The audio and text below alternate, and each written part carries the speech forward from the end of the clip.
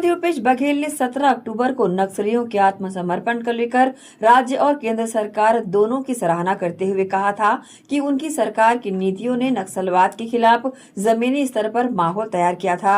इसे लेकर छत्तीसगढ़ के उप मुख्यमंत्री विजय शर्मा ने कहा कि मैं प्रश्न करूंगा कि जेल में रखी हुई झीरम घाटी की रिपोर्ट आपने क्यों नहीं निकाला?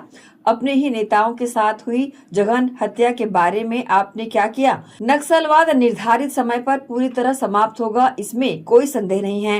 मैंने पहले भी जब बातें हुई तो यही कहा, सभी सरकारों ने काम किया है, इस विषय में मैं गलत नहीं कह रहा हूं। परंतु अगर इस तरह की बात जब होती है तो फिर विभिन्न बातों को करना पड़ जाता है। मैं हरगिज़ नहीं चाहता कि इस विषय पर राजनीतिक बयानबाजी और दांव पेंच हो, लेकिन अगर ऐसा ही कहेंगे तो फिर मैं वही प्रश्न करूंगा कि जेब में रखा हुआ झीरम घाटी का वह रिपोर्ट आपने क्यों नहीं निकाला? अपने ही नेताओं के, मैं तो उसको छत्तीसगढ़ का नेतृत्व कहता हूं, परंतु अपने ही नेताओं के साथ हुए उस जघन्यता के विषय में आपने क्या किया? क्यों ऐसा स्थिति रहा कि कुछ बात आगे बढ़ ही नहीं रही है? क्या ऐसा हो गया था भाई? क्या ऐसा हो गया था? आज अगर ये है तो आपने अच्छा किया भाई, कोई आपको तो कही नहीं रहा है क्या किया कहीं नहीं किया। अगर इस तरह से बात करेंगे तब कहना पड़ता है।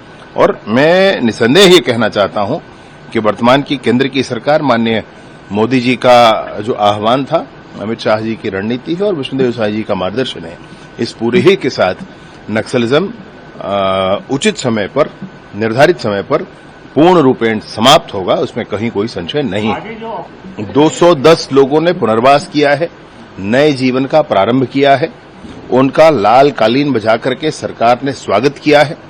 अन्य लोगों के साथ संपर्क है, उनकी सूचना है कि वो आने वाले हैं, उनका भी हम स्वागत करते हैं।